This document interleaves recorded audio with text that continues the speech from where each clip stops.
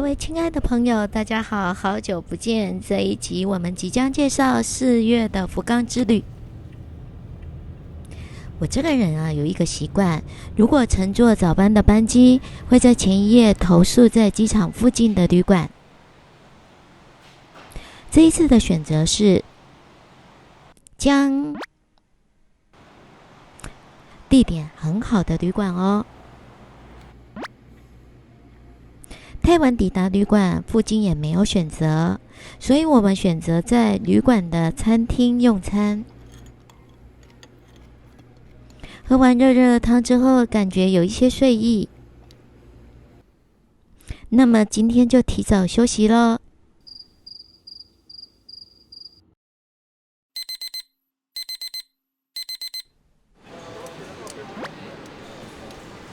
因为预计到日本一定会购物，所以带一大一小的行李箱。本次在免税店的战利品是这个迪奥的口红，真的是大推。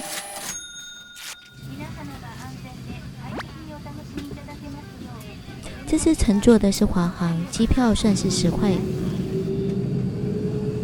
福冈给我记忆最深刻的是12岁跟母亲的旅行。那是跟着母亲到福冈办事，因为2个人都对福冈不熟，于是找了车站地下街排队客人最多的寿司店外带寿司。那时寿司师傅制作寿司的样子吸引了年少的我，结果在付费的时候，柜台的小姐不小心把前一个客人的小份寿司交给了我。我跟母亲当然没有注意到这件事。10分钟后，寿司师傅满头大汗，在地下街找到我们母女。他对我们深深一鞠躬道歉，交还给我们原定的大份寿司。虽然是多年前的事，但却深深烙印在我的脑海中。福冈机场离市区很近，但是呢，要从国际线入境的话，要先乘坐接驳巴士到国内线。接驳巴士在国内线下车的不远处就有地下铁机场入口，只需要几站就抵达博多车站。日本所有大型车站比起欧美一些车站干净，治安良好，对于外国旅客也非常友善。如果博多自由行初心者，强烈推荐住在博多车站附近的旅馆。这次选择的旅馆是距离博多车站博多口步行不到3分钟的 Hotel Forza， 干净离车站近，加上价格非常合理，是推荐这家旅馆的原因。除了前几项优点之外，附近还有很多便利商店，馆内早餐的品质也相当高。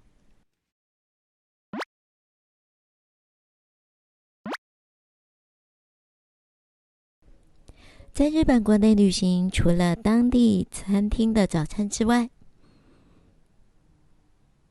我会有一餐的早餐会选择在居住的饭店内吃。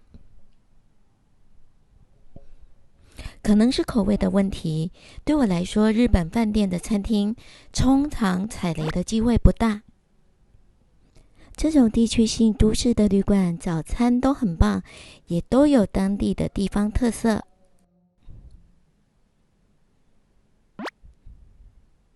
本次居住的旅馆的早餐就有福冈特色大肠锅、黑轮强泡面等等。日本九州最重要的都市之一长崎，因为有中国城的关系，九州部分的料理似乎有受到中国料理调味的影响。例如源起于中国城的强泡面呛崩，我个人觉得口味非常的中华风。话题再回到这家饭店，这家饭店的早餐具体一个人多少钱我有点忘记了，但印象中价格非常合理，且 CP 值高，而且水果甜点的种类非常丰盛。吃完早餐后，我们准备来去这一集最重要的行程——太宰府天满宫。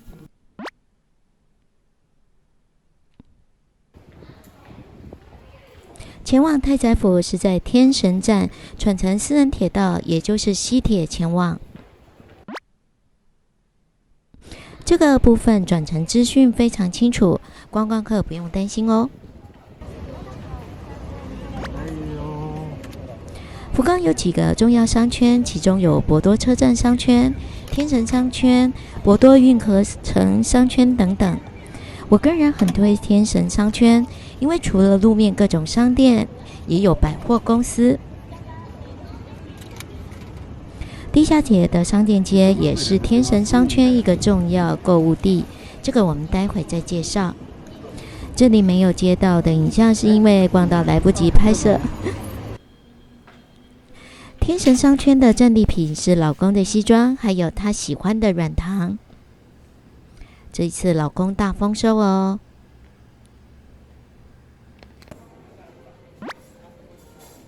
天神商圈另外一个亮点是地下街，只是一样搞逛，所以也没有影片，抱歉。不过您如果对日本面包很有兴趣，这家大排长龙的面包店绝对是首选。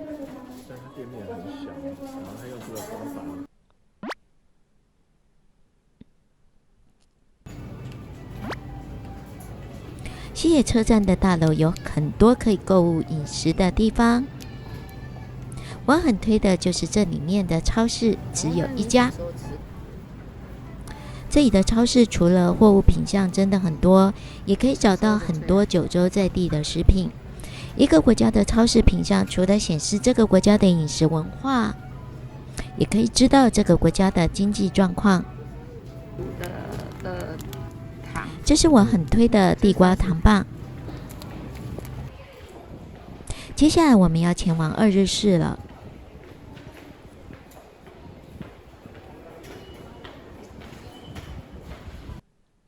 从二日市再转乘普通车，即可抵达太宰府。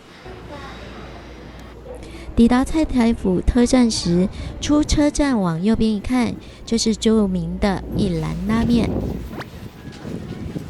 太宰府天满宫主祭学问之神菅原道真，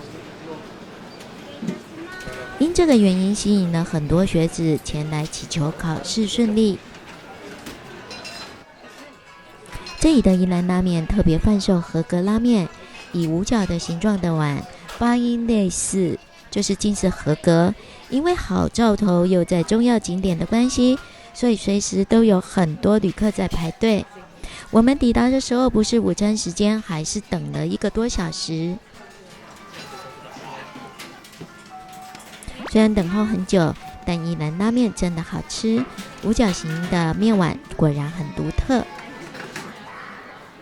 天满宫的表参道充满各式特色商店，日本景点永远不会让游客失望，绝对要有破产的觉悟。连米菲兔都充满了精致和风特色，这怎么可能不买呢？太宰府这里最有名的甜点就是梅枝饼。梅枝饼其实也就是糯米团包上红豆馅再去烤，最后在表面上落上梅花。相传梅枝饼的由来是菅原道真被贬到太宰府时，一个老婆婆送给他的糕点。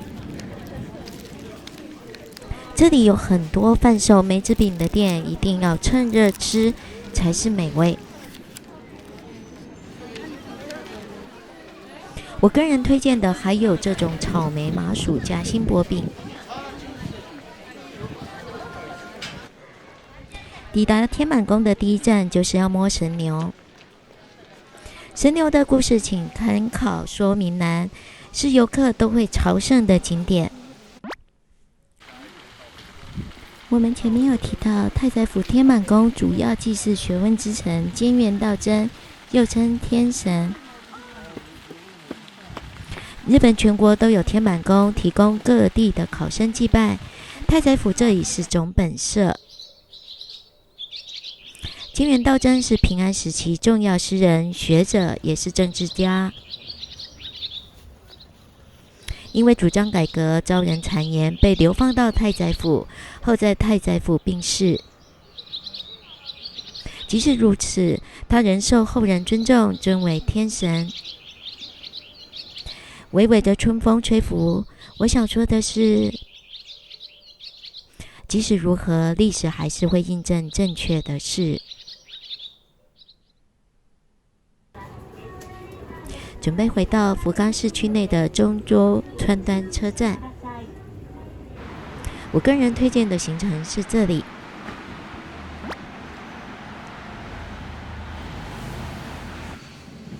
林泉是日本最著名的和果子店之一，设立于1923年。本店是位于中州川端站第5号出口1分钟的地点。除了贩卖和果子以外，还有附设餐厅，提供轻食。我们点了影片中有名的圣代，另外就是春天的季节限定的草莓大福。这个草莓大福啊，实在是难以形容的美味。草莓是九州盛产的干王草莓，大福外皮 Q 弹，红豆馅带点咸味，所以不会过甜。店员推荐我搭配日本茶一起食用，但我很大胆点了冰咖啡，发现这才是最搭的。附设咖啡厅除了和果子以外，还可以点轻食，甚至还有午餐特餐。推荐大家吃午餐特餐的拿破仑意大利面。这是日本人所发明的意大利面，遴选本店的拿破仑意大利面是我认为目前最好吃的。用完餐后，决定再买些点心回味。看着精致的橱柜，这一点那一点买下来，竟然又是一大袋。